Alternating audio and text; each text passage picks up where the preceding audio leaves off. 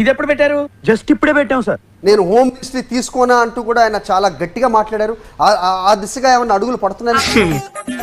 ఎవరిని పట్టుకొని ఏం అడుగుతున్నావు? నేనని ఫస్ట్ వచ్చిన ఇన్ని నెలల్లో మీరా 30,000 మంది అమ్మాయిలు మిస్ అయ్యారు అన్నారు కదా, అందులో ఒక్క అమ్మాయినైనా వెనక్కి తీసుకొచ్చారా? Straight question. ఏమి జ్ఞానం ఉందో, ఏమి బుద్ధి ఉందో, ఏమి బుర్ర పని చేస్తా ఉందా, పని చేయడం లేదా, నాకైతే అర్థమే కావడం లేదు. నాకు కూడా ఏం అర్థమైతలేదు సార్. ఆనరబుల్ డిప్యూటీ సీఎం గారికి మొగుళ్ళకి అన్నా లెటర్, మగాళ్ళకి దన్నా లెటర్. ఏం బతుకులేమి. ఎందుకు కొడతారు sir? Shyamala, anchor Shyamala just గురించి ఏమన్నారంటే, సిద్ధం సభలు పెడుతున్నాము గెస్ట్ గా రండి అంటే నాకేం డబ్బులు ఇస్తారు అని చెప్పేసి అడిగిందంట ఈమె. ఈమె గురించి కూడా కొన్ని ఆరోపణలు ఉన్నాయి. షికాగో సెక్స్ రాకెట్ లో ఏవో అప్పట్లో మీడియాలో వార్తలు వినిపించినాయి. నాకు పర్సనల్ గా తెలిసినా కూడా కొన్ని డీటెయిల్స్ నేను చెప్పాలని అనుకోవట్లేదు. సెక్స్ రాకెట్ లో పట్టుబడిన వాళ్లతో కూడా రిప్రజెంటేటివ్ వైఎస్ఆర్సీపీ అధికార ప్రతినిధి అని చెప్పేసి ఆర్కే రోజా గారితో ఈక్వల్ గా కూర్చోబెట్టారు. మీ కష్టం పగవాడికి కూడా రాకూడదు గురుగారు. మరేరా మేనేజ్ చేయరా. నన్ను కార్నర్ చేసినట్టు కాదా? మహిళలకు అండగా ఉంటాను, మహిళల్ని ఒక్క మాట అన్నా అసలు నేను ఒప్పుకోను, ఒక మాట పండివని అంటారు కదా.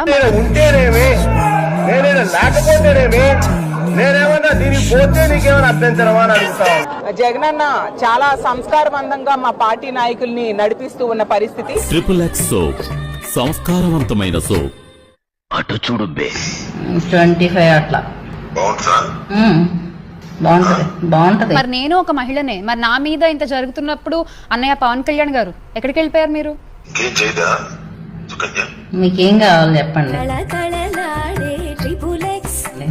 అన్ని కావాలంటే చేస్తా లేదా చెప్పు నాకు. ఇప్పుడు లేవని నోరు చేస్తుందే. అర్థమైందా? క్వశ్చన్ అయితే ఆన్సర్ ఎలా ఉంటది అంచేత అన్ని మూసుకుని చెప్పింది చేయి. ఏం చేయాలి సార్? ఏం లేదే, వాళ్ళని ఆయన కంట్రోల్లో పెట్టుకుంటే చాలా బాగుంటుంది. జగనన్న చాలా సంస్కారవంతంగా మా పార్టీ నాయకుల్ని నడిపిస్తూ ఉన్న పరిస్థితి. XXX సోప్, సంస్కారవంతమైన సోప్.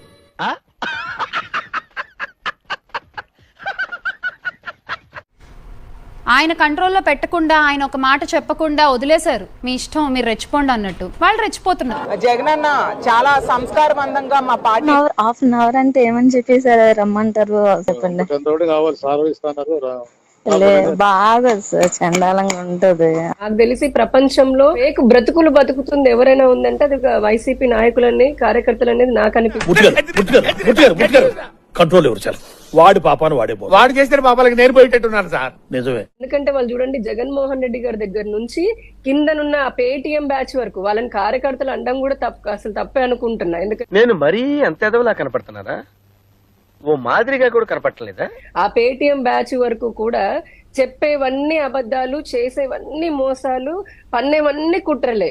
వాళ్ళు తిట్టడం ఎందుకు, నేను తిట్టించుకోవడం ఎందుకన్నా? నీ టార్గెట్ రీచ్ అవడం కోసం. టార్గెట్ ఏంటన్నా? 2029లో నువ్వు మినిస్టర్ అవ్వా. నిద్ర లేదు, సుఖం లేదు, దెబ్బ మీద దెబ్బ. మన ప్రభుత్వం వస్తే నువ్వే కదా హోమ్ మినిస్టర్. అన్నా స్కిప్ట్ ఇవ్వండి. రోజుకి ఎన్ని షిఫ్ట్లు చెప్పిన ప్రెస్ మీట్ లో మాట్లాడాలో చెప్పండి. నేను రెడీ, మీరు రెడీనా? మేము మిమ్మల్ని ఎరుపుకుని చేయటం లేదు, మీరే ఎర్రిపు. పేమెంట్లు కూడా ఎవరు పని చేయట్లేదు, పదవుల కోసం బాగా పనిచేస్తున్నారు. ట్రిక్ కనుక్కున్నా. ఎలా ఈ రాష్ట్రాన్ని నాశనం చేయాలి, ఈ రాష్ట్ర ప్రజల పైన పగబట్టుకుని ఉన్నటువంటి వ్యక్తులు వీళ్ళంతా. ఇక రేపటి నుంచి బ్లూ శారీ కట్టుకొని ప్రెస్ మీట్ లో కూర్చోవాలి. శారీ కూడా బ్లూ శారీనా? మినిస్టర్ పని వద్దా? పర్వాలేదన్నా, కట్టుకుంటాను అన్నా. అవసరాల కోసం దారులు తొక్కే పాత్రలు తప్ప హీరోలు విలన్లు లేరి నాటకంలో. నాకు కామెంట్ పెట్టే వాళ్ళని మీరు తిట్టిపించండి అన్నా. ఆల్రెడీ మన బ్యాచ్ రెడీగా అవుతామా? ఏ బ్యాచ్ అన్నా? Paytm batch. అందుకేనా నాకు డబ్బులు పేటిఎం యాప్ లో పంపిస్తున్నారు, వేరే యాప్ లో అస్సలు పంపారు మీరు. చూద్దాంలే. చెప్పటం కాదండి, మీరు చెయ్యాలంతే. సరే మీరు ట్రై చేస్తారన్నారంటే అది ఓకే అయిపోయినట్టు.